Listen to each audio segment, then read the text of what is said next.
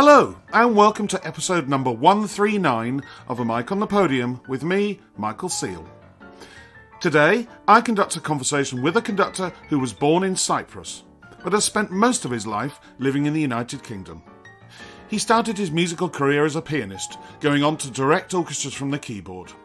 Most significantly, in 1998, he founded his own professional orchestra in Oxford, which he is still the music director of today, the Oxford Philharmonic Orchestra. It's a pleasure to welcome Marios Papadopoulos. Marios, lovely to meet you today. We haven't met before, and it's lovely to see you and to chat with you. How are you? Thank you. I'm fine, Mike. Thank you. Lovely to chat with you too. I always go right back to the very beginning and ask where music came from, whether you had musical parents or grandparents. I know that you were born in Cyprus and you started the piano at the age of 5. Other than that, I know nothing. So tell us, how did it come about?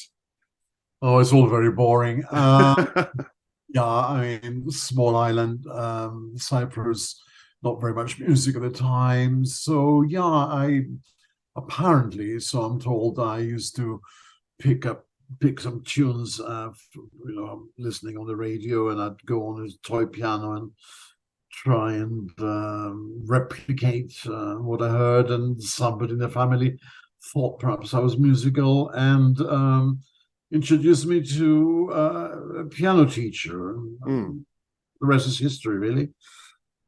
Well, part of that history is moving to the United Kingdom when you were 13, and obviously piano studies carried on. I wonder, did you go to university or music college, or what was higher and further education like for you? And did you study music? Well, I went to a comprehensive school in the London Borough of Brent. Yes. Where we moved to, and where I still live. Yeah. Many years later. My piano tuition was with a Hungarian lady called Ilona Kabos, taught half a year in Juilliard and half a year in London, very sought after teacher at the time. I was actually 12 or 12 and a half, and she mostly taught, in inverted commas, people who were already established and had careers. And so a lot of the things she taught me or shared with me were foreign to me at the time. But now I look back at my scores and I look at her markings and I begin to realize perhaps what she meant many years later. So that was my piano tuition. My musicianship, again, was with a Hungarian conductor. And I did my A-level in music at school. I think I was 15 at the time. But no, I didn't go to a conservatoire. Do I regret not going to one? I think I do. There was a lot I feel a conservatoire could offer me at the time. But there you are. Those were decisions made not by me, but my parents. And so, I live with them. And what do you think about what do you think you might have missed from that?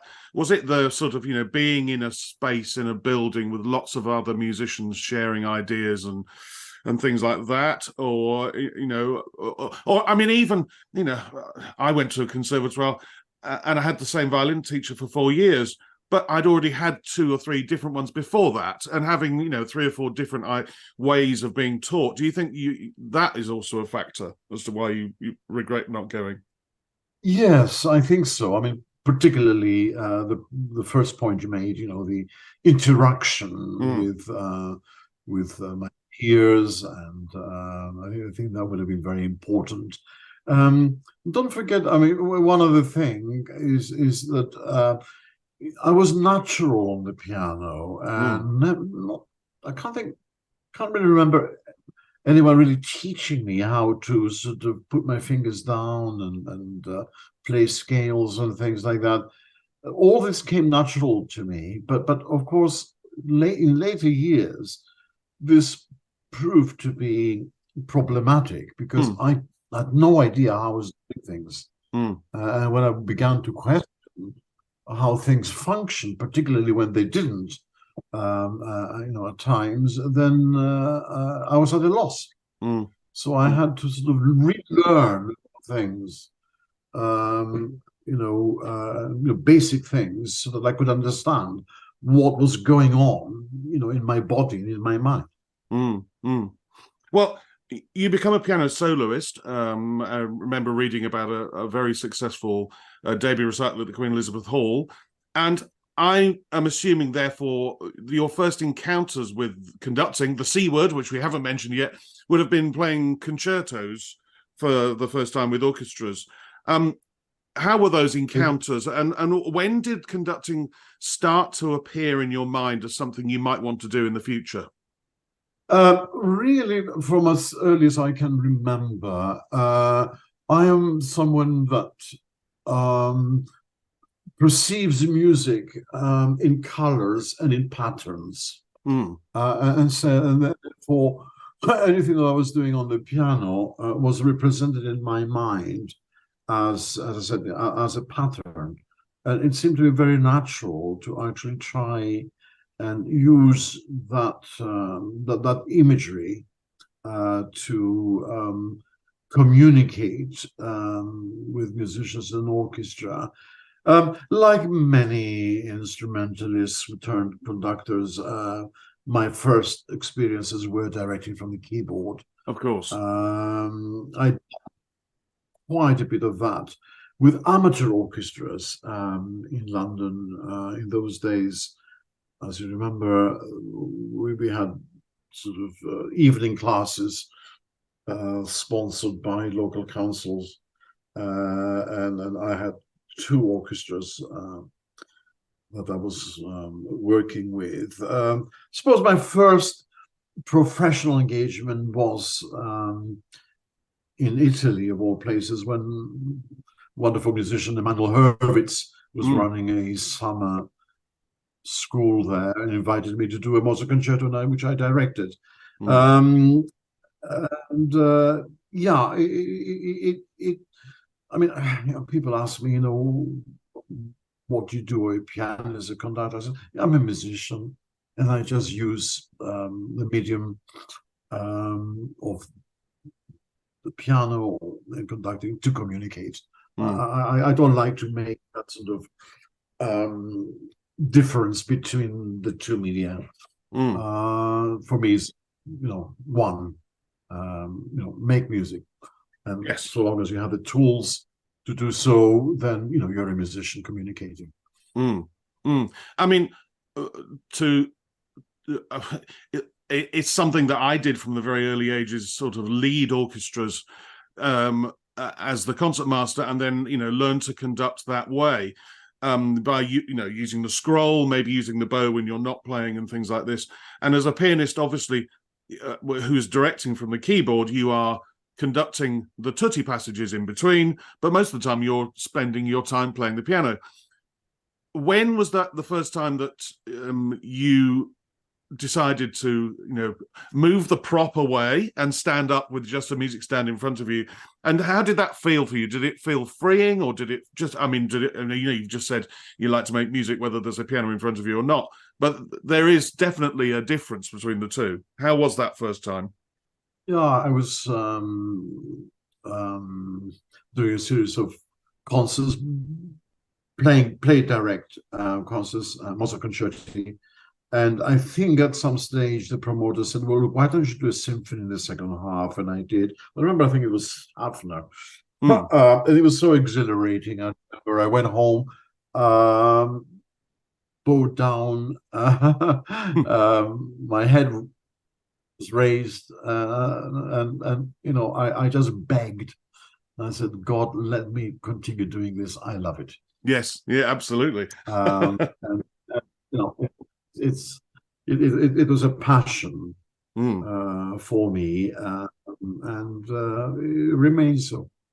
As I'm sure it is for you. Absolutely, yeah. I mean, yeah, it's been described as stick poison by one other previous conductor, or, as some sort of, a friend of mine used to call it stickitis. And he told me, he said, "You've got stickitis, mate. You just want to conduct now."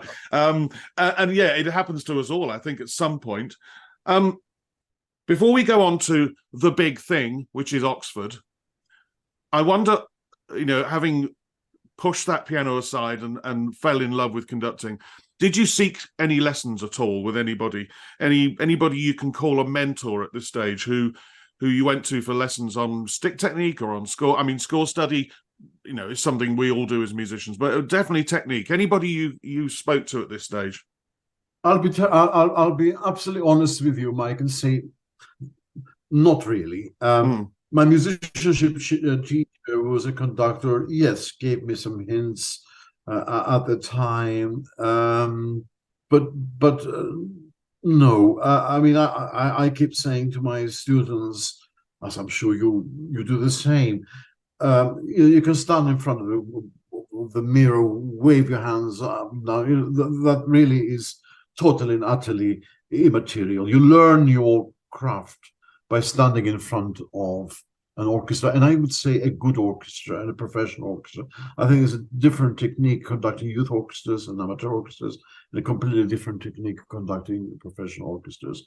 And so I think I really learned my trade, and I'm still learning, by standing in front of a group of very fine musicians. Yeah. Well, I think you're right. There is a and difference. There's no other way.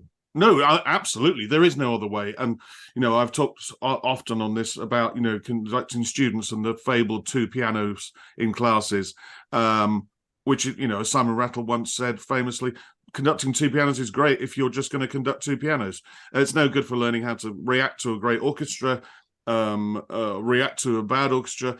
And also what you've just said about youth orchestras and amateurs, I think you do have to think technically that there is a difference, and when you go from one to another, which I'm actually going to do in a couple of weeks' time when I conduct the CBSO Youth Orchestra in the afternoon and the CBSO proper in the evening, you have to change how you conduct, because there has to be a difference in some regards. Absolutely. But you're not the only person to not have a mentor, so don't worry about it. There are lots of people who've come on here and said, no, I wasn't taught by anybody at any stage. And I think a lot of what we do is natural, isn't it? I think so. I think so. I think it's something that you're born with, quite frankly. And there are a lot of things, I think, in conducting that you simply cannot learn. You have to have a incredible sense of rhythm to start with, a lot of imagination, and the ability to communicate. Because if you cannot pass on whatever musical message you want to convey to your musicians, you will fail, and particularly in this time and age where musicians are so sophisticated, aren't they? They expect somebody to stand in front of them who can gain their respect, and it's not easy to do so. I encourage a lot of young musicians to jump on the roster, but I think you have to really mature as a musician before you're let loose in front of a good orchestra.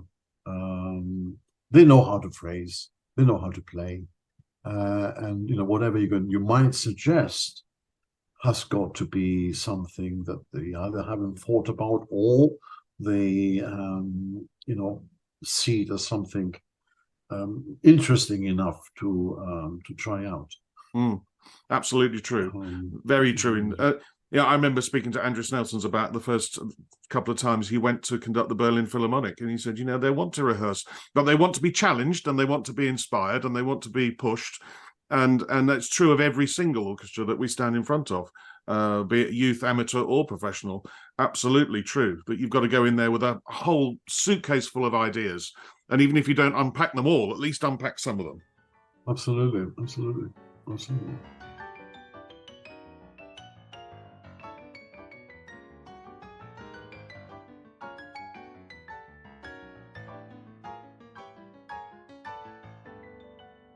In 1998, you founded the then Oxford Philharmonica, which the name changed to the Oxford Philharmonic Orchestra in 2015. And the big question when somebody founded an orchestra, I never know how to quite to say that, is the first question is why? What the cynical response might be, well, I want to conduct, therefore I'll make my own orchestra to conduct. But why did you start it? Why Oxford? And what was the beginnings? Well, selfish reasons. Yeah. I wanted to create something that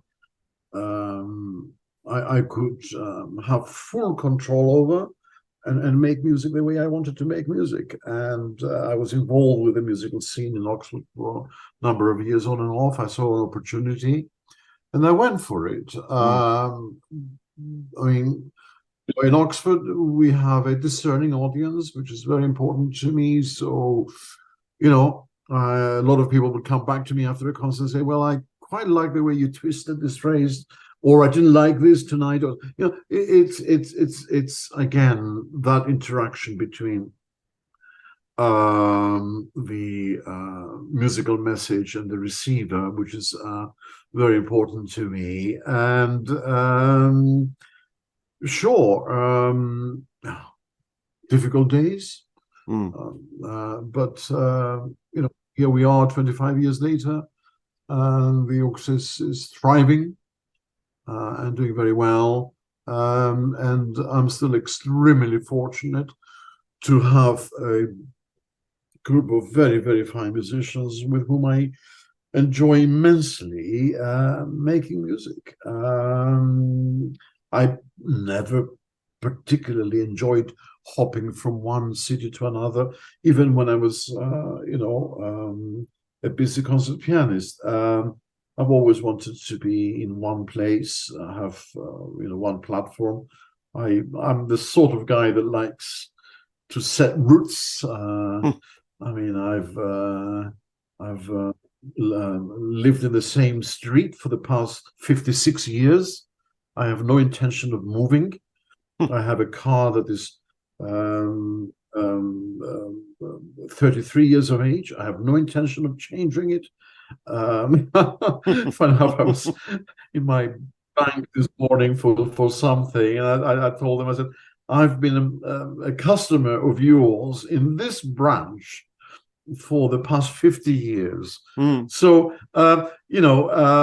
it is just in my character to sort of, come to terms with one situation and do the best I can. I do enjoy, of course, from time to time to guest conduct. That's always refreshing. But to have your own orchestra and build it up in the way that we did has meant a lot to me. Well, I mean, it's been very successful. You've been on tours, touring abroad. You've had very big name soloists, Maxim Vengerov, Marta Argerich. At the beginning, did you get much help? I've spoken to other people who've set up their own orchestra and said, I had to hire the van to get the chairs to put out for the audience. I mean, getting hold of music and all of that sort of thing. Did you have administrative help, or was it literally a one-man band at the very beginning? No, at the start, my goodness, there was a lot that I was doing on my own together with my wife, who stood by me from the start. In Oxford, a lot of the concerts sell because you have posters in the streets. At some stage, the city council decided to raid those and bin them. I would get a call night before the concert. No posters anywhere. I would go to the nearest B&Q, buy boards, chipboards, and staple posters on them. Drive all the way to Oxford, put them around the city, drive back, and the next day. I mean, all these things we had to do. I don't believe in. I mean, you have to roll your sleeves. But it wasn't easy. We started with a series of 3 concerts. We had a bit of money. By the 3rd concert, we ran out of money. The chief executive called me. I was on board at the time, said, I'm sorry, we're going to have to cancel the 3rd concert. My answer to that was over my dead body. Yes. I went and borrowed money from a member of my family, which I then, of course, paid back. We salvaged the 3rd concert, and we carried on. But to be honest with you, Mike, at the same time as we were running the concerts, we were also involved in education, because, I, as many of our colleagues, of course, believe in that. And we were helping students at Oxford University who at the time weren't getting really much attention to their instrumental needs, because there wasn't really much in performance in the curriculum at the time. And the university called me up and said, look, you're doing a lot for our students. Why don't we make the relationship an official one? And that's how we became the orchestra in residence at the University of Oxford. And that was a watershed moment. All of a sudden, people thought, well, there must be something to this orchestra if it's associated loosely with such a great institution. And the other thing I did on my 2nd year is I did a Beethoven cycle of all the concertos which I directed and all the symphonies. I asked John Suchet to introduce them, and that brought in the crowds. Oh, sure, yeah. I mean, and he's a big name. Really, those established us, and things flourished from them. Well. The other question, because you kindly sent me your book, or one of the management of your orchestra sent me your book, which I promised to read, and I've been told by your regular first flute, Tony Robb, that it's a brilliant read. But therefore I need to ask these questions because I haven't read it yet. Is that how many concerts a year do you do, and where do you get your players from? Well, how do you get them? Because is it a word of mouth thing, which is often the best way? So you discover somebody like Tony and think, yeah, I want him as my first flute, or similar with oboe, trumpet, horn. How many concerts do they have to commit to every year? Yeah, well, forgive me for blowing my own trumpet now a little bit, but blow away. Yeah, we have a membership scheme. First of all, nobody enters the orchestra without my authorization. Nobody. We have somebody. We uphold the term fixer. Yeah. We have a booker. Right. And he or she, in this case, she, very fine lady, will ask me, and I clear names, and she goes on and books them. We do about 50 concerts a year. Maybe even more now next year, which allows us, of course, to draw on some of the best, finest players, both in this country and Europe. And they have to commit to about 60% of the work on offer before they can be appointed. What I wanted from the start was to create that beautiful sound that we are accustomed to in this country, what one might call a bed of English roses, to which I added a little bit of flavor by bringing in some Eastern European musicians. And so the orchestra has is a very own distinct sound now and style. I mean, 2 of our wind players sometimes play principals in the Berlin Philharmonic. We've just appointed our first horn, who is for 7 years the first horn in the Berlin Philharmonic under Simon Rattle. So that's the sort of quality that we have in the ranks. Maxim Vengerov will tell you that this is an orchestra made of soloists, and it's true. We have 3 concert masters, we have 4 associate concert masters, many of whom lead many of the big orchestras. They all play, and we rotate. And at the time, I remember I was criticized, well, how on earth can you sort of control all these egos? I said, well, give me access and I'll control it, but you cannot create access. Mm. Mm. And so we've done things differently. We've taken a hell of a lot of risks, some of which paid off, some of which haven't. But yeah, we have a very, very fine instrument. I mean, just this coming season, we're opening with Evgeny Kissin. Then we've got Nigel Kennedy, who is going on tour with us and recording Bach concerti. We've got Anne-Sophie Mutter, we've got Janine Janssen, we've got Martha Argerich. We've got, I mean, you name them. But they don't come to us because we're offering them huge fees. Far from it, on the contrary. Or because it's Oxford, yeah, that has a lure to a certain degree. But they come because they love the music making. And therefore they return again, and again. We've just been on tour with Argerich. She would love to do a lot more with us. She's given us periods. We're going to major centers in Europe. We just made our debut at the Musikverein. We made our debut last year at Carnegie Hall. We've just signed an exclusive contract with Platoon Apple to deliver a series of recordings.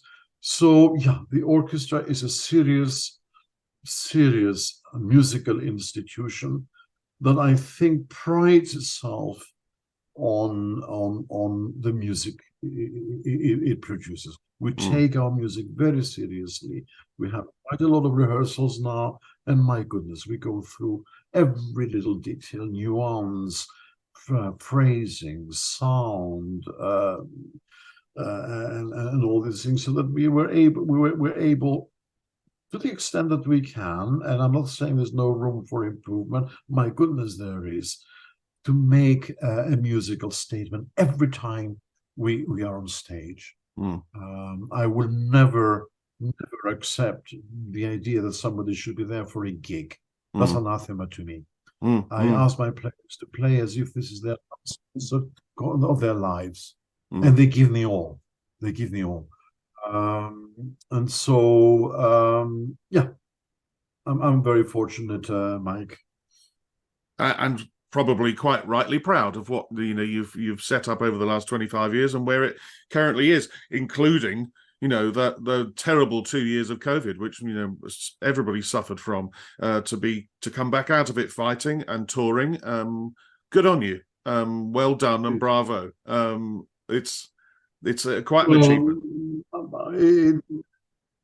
It's a large team that we need to be grateful. It's not just me now. It's quite a lot of people that put their time, their money. Yeah, of course, that's important. There's still a lot to do. But I'm determined to continue doing the things that I feel are right. And I'm sorry, I don't think many other orchestras in the UK are moving in the right direction. So if we are, the odd ones out, let that be so.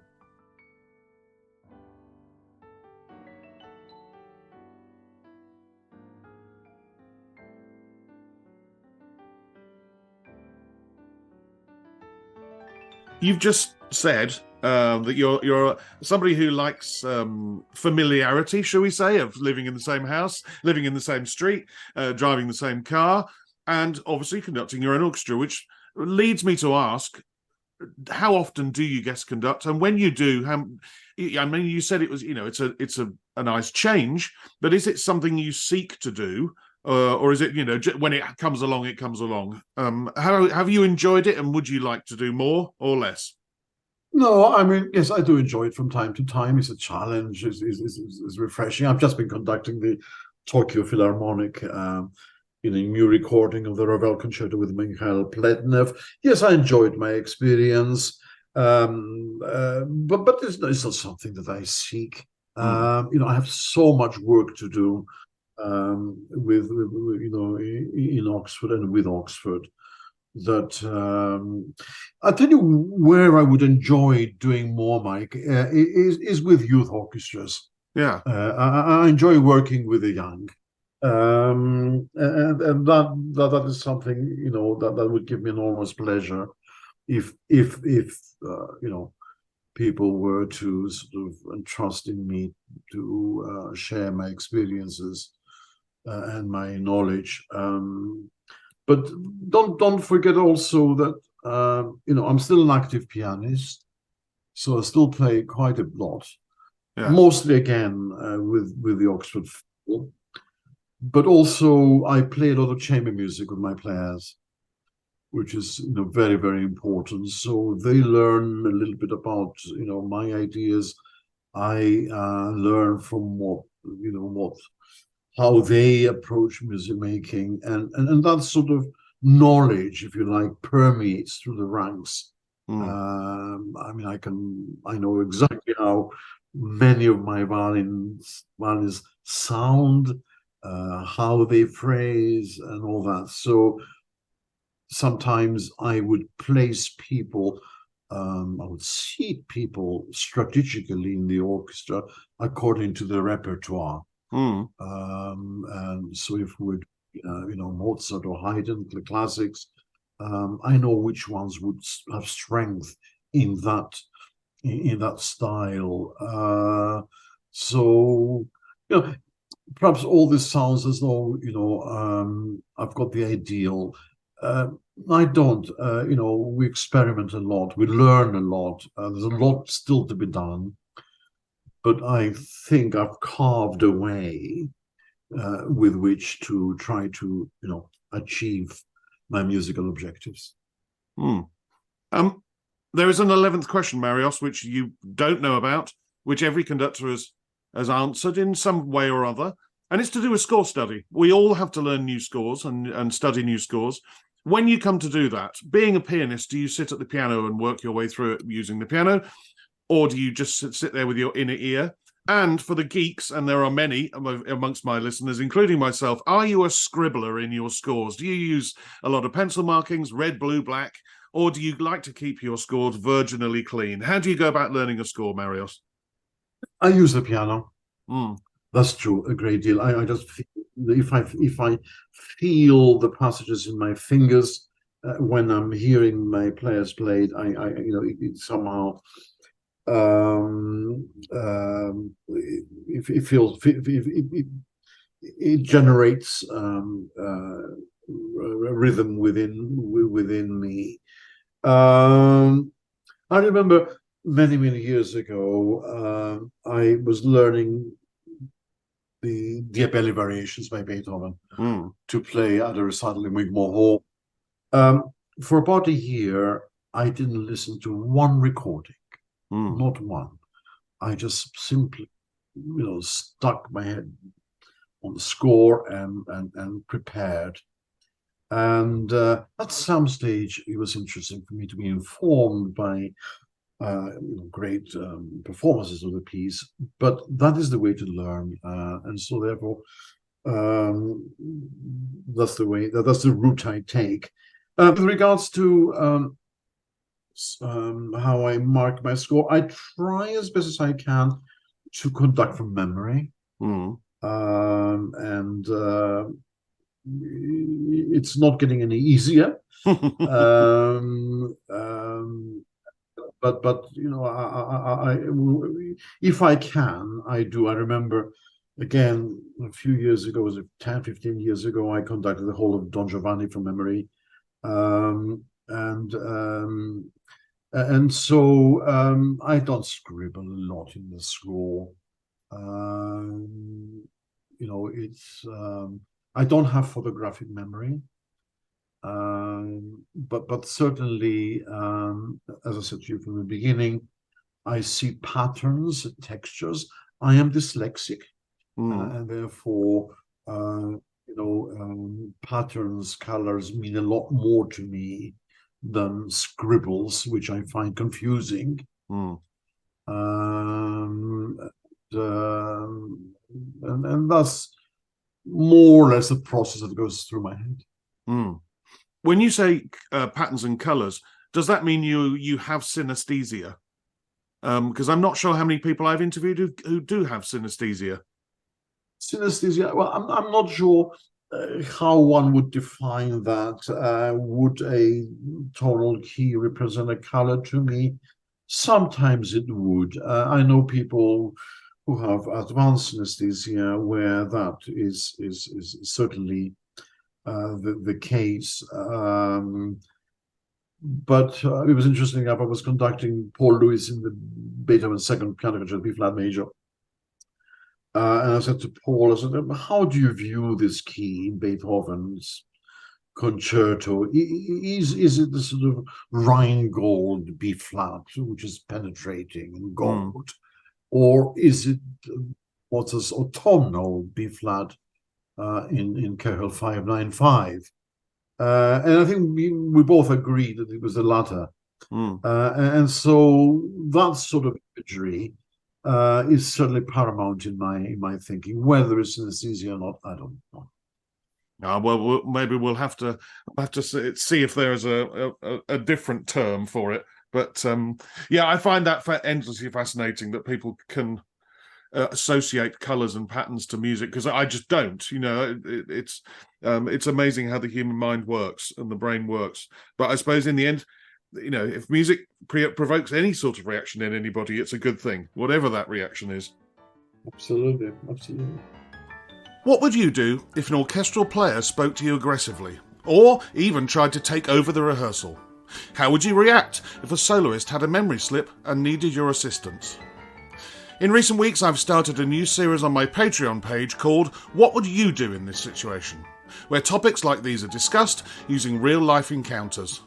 It started a lot of discussion and is proving hugely popular with my subscribers. Subscribing is very easy, and you'll gain access to articles, tour diaries, over 40 hours of interviews and bonus mini-episodes, as well as much more. If you subscribe annually, you will get a discount, and a further discount if you're a student. All of this can be found at patreon.com/a mic on the podium, and from just £5 a month, you can gain access to this ever-growing resource on conductors and conducting. That's patreon.com. Details and links to the page are in the show notes attached to this episode. Now, the all-important 10 questions with my guest, Marios Papadopoulos. Marios, it's that time of the podcast which everybody has had to traverse their way through, which is the 10 questions. And I always start with the first two lumped together as one. What sound or noise do you love, and what sound or noise do you hate? Oh, God. Sure, the sound of any music is excuse the pun, music to my ears. Cacophony is something that I have. Let me perhaps share an anecdote, if I may. Please do. I was a boy, I don't know, 9 or 10, and I always loved the noise. The razor made when my father used to shave, that rasping, that fascinated me. And one day when my parents were away, I stood in front of the mirror, I got out the razor, and I began to sort of try and replicate that sound, which I loved. And of course I couldn't. No. Because, I didn't have any. So then I saw my eyebrow, and I thought, oh, that looks quite,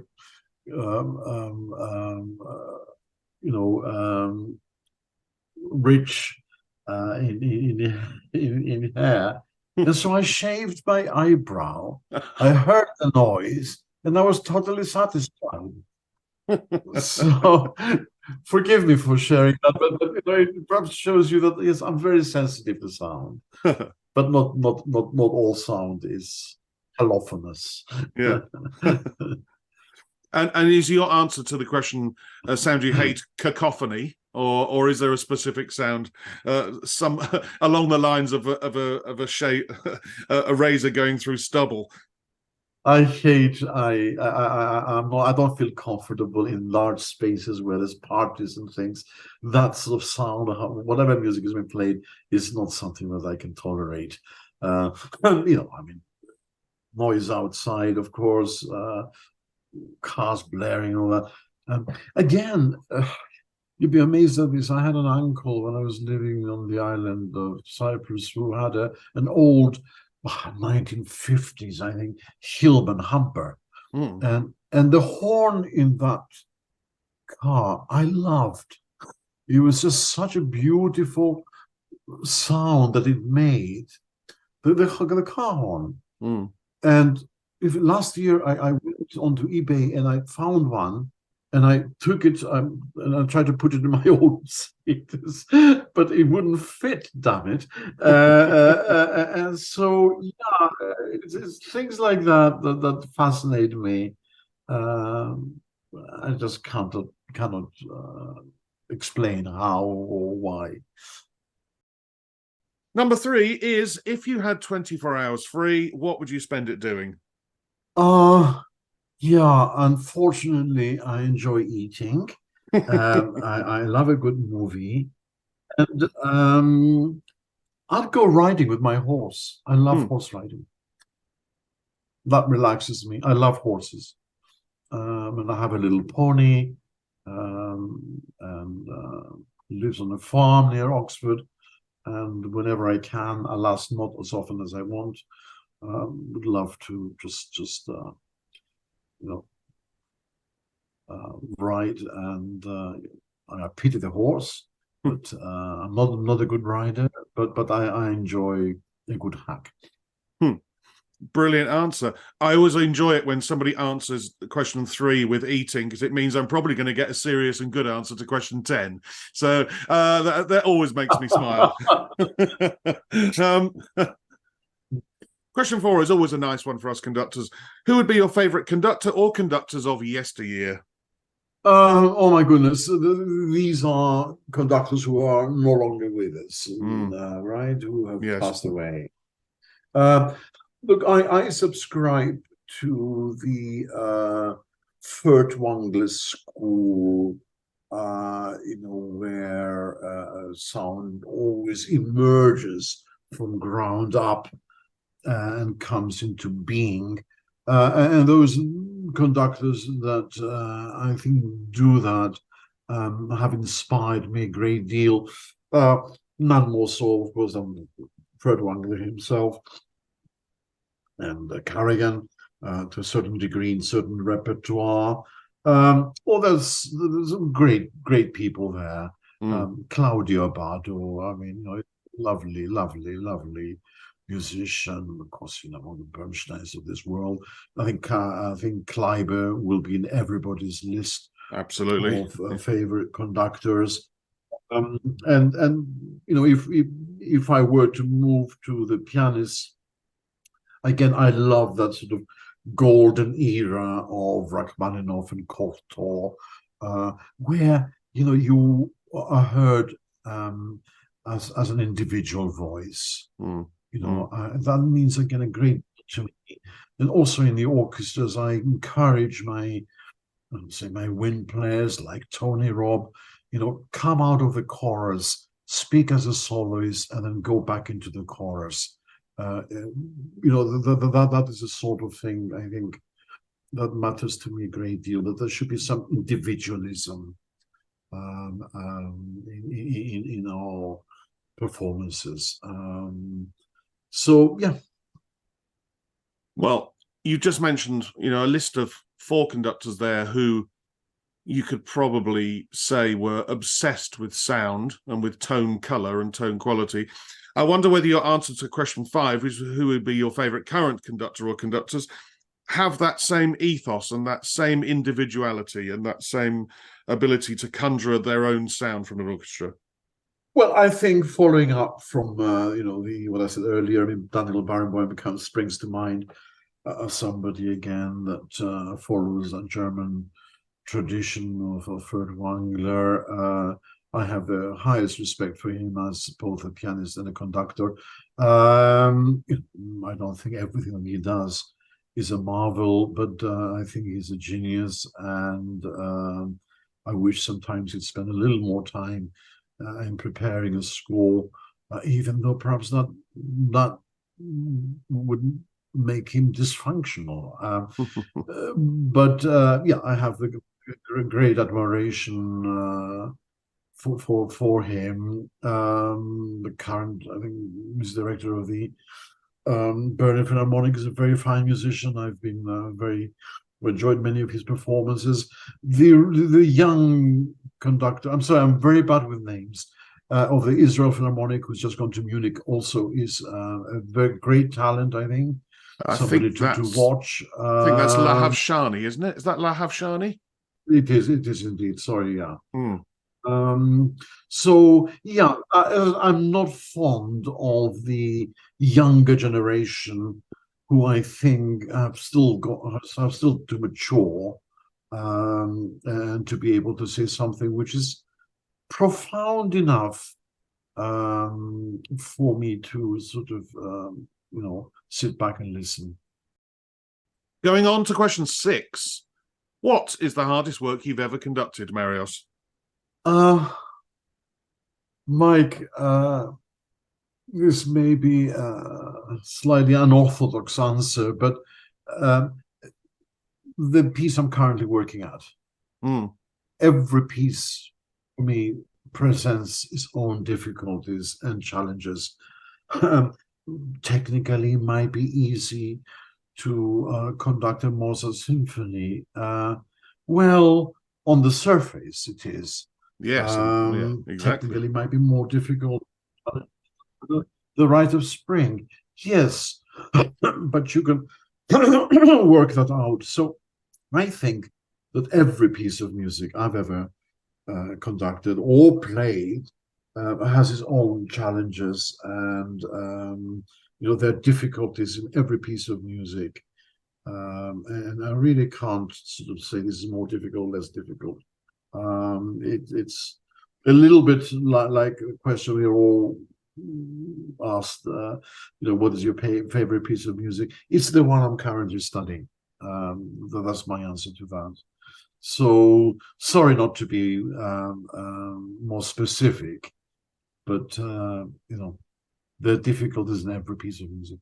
I know that somebody has given that answer before, and I allowed it because it's true. Every time you put a new score in front of you, on whether it's an old friend that you're revisiting or whether it's a brand new piece of music you've never conducted before, there's always something difficult in there. So yeah, perfectly valid answer.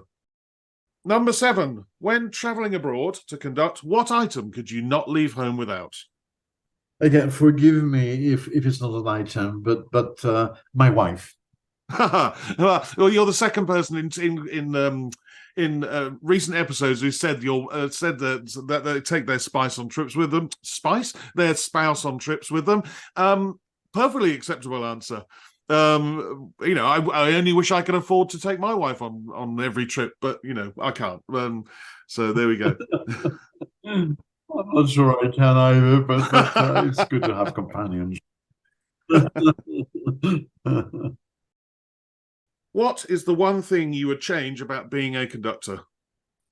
That was one of the questions I wasn't quite clear about what you meant, Mike. So forgive me. Can you just elaborate a little bit on what exactly you mean with that? Well, I mean, some conductors in the past have said, if only they didn't have to travel so much.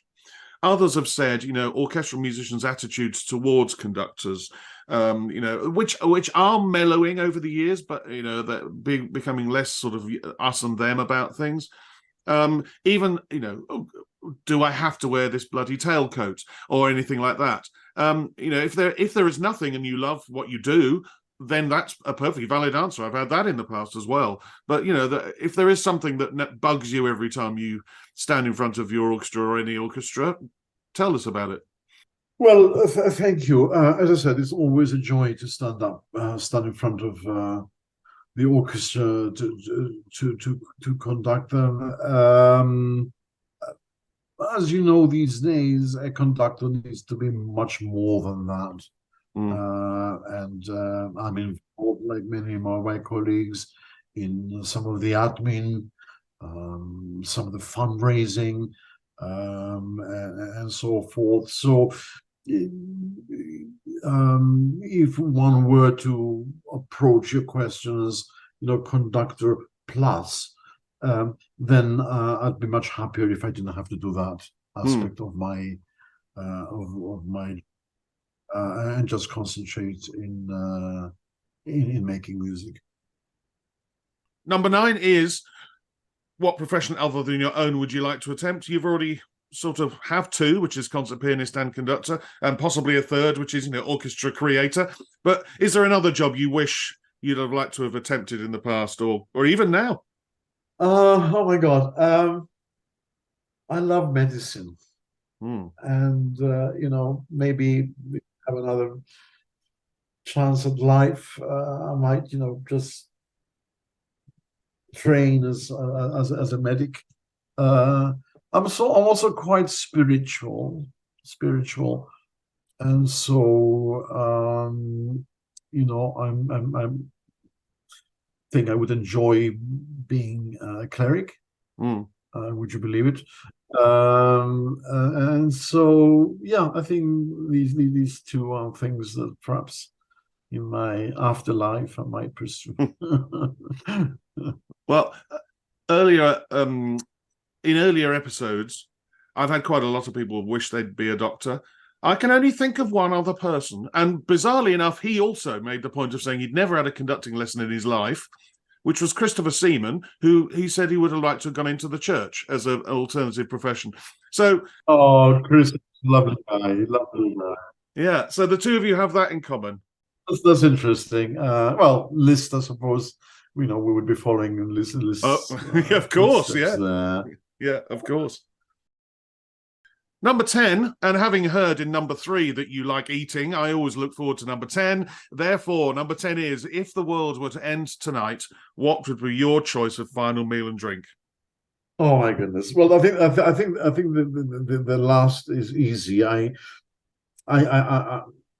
love water, and I drink tons of it. If it weren't water, then it would be a regular Coke with no ice or lemon. I'm a Coke addict. Unfortunately, I don't drink for no other reason than it doesn't agree with me. I have many vices, including smoking.